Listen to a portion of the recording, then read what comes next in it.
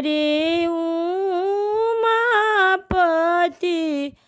के बाग में दुई नाग को नागिनी है। आरे उमापति के बाग में दुई नाग को नागिन है। आरे रोवे गौरा पार्वती कैसन हमरे भाग्य है। आरे रोवे गौरा पार्वती कैसन हमरे भागी है। सब कर स्वामी खानी पूरी से मिठाई है। आरे हमरो जे स्वामी खानी भोंगिया के गोला है। सब कर स्वामी खानी बर्फी से पेड़ा है। आरे हमरो जे स्वामी खानी भोंगिया के गोला है। आरे रोवे गौरा पार्वती कैसन हमरे भाग्य है।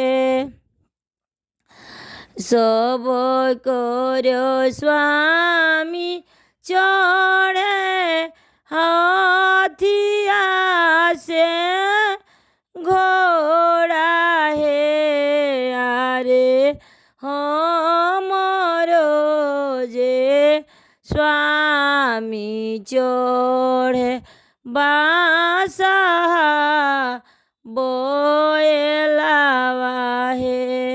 सब कर स्वामी चढ़े हाथी से जे घोड़ा है। आरे हमरो जे स्वामी चढ़ नंदी बोलावा है। आरे रोवे गौरा पार्वती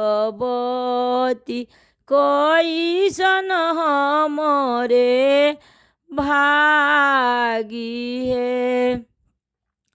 आरे रोवे गौरा पार्वती कैसन हमरे भागी है।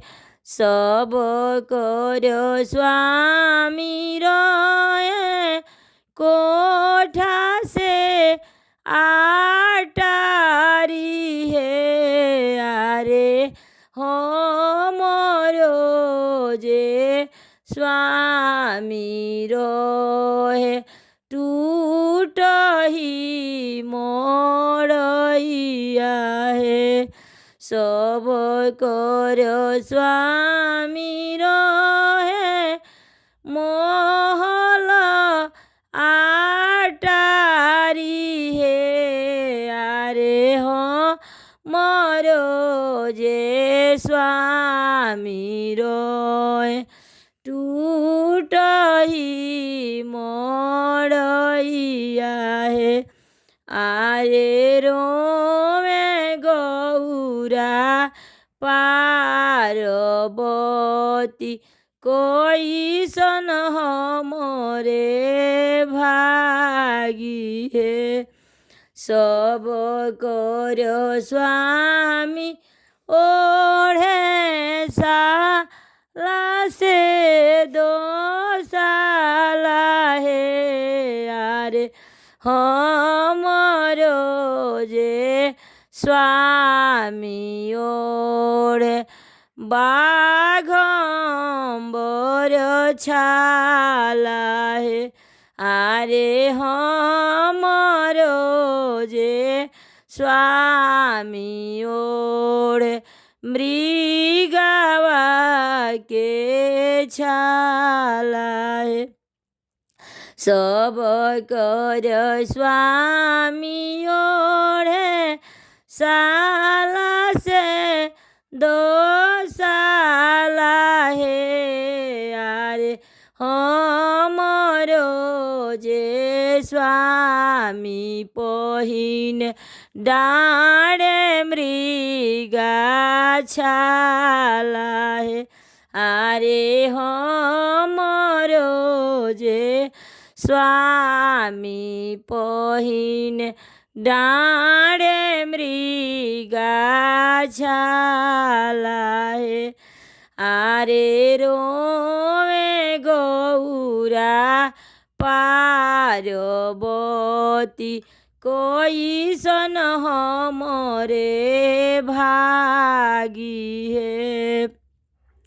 आरे उमापति के बाग में दुई नाग एक नागिन है। आरे रोवे गौरा पार्वती कोई सन हमरे भागी है। आरे रोवे गौरा पार्वती कोई सन हमरे भागी है।